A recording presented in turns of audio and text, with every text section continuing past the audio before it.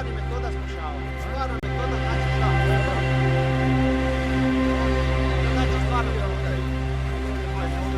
Svega na prsa, nogu i podno u glavu. I tu ima prostora za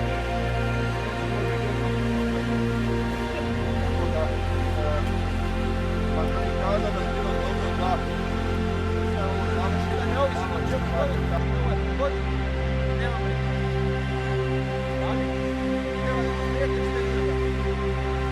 Šta ne treba. A parovi, svaki od vas će dva put plivat i dva puta će brati. Napravite parove, dajte se malo gore u brdo, da ovaj par radi.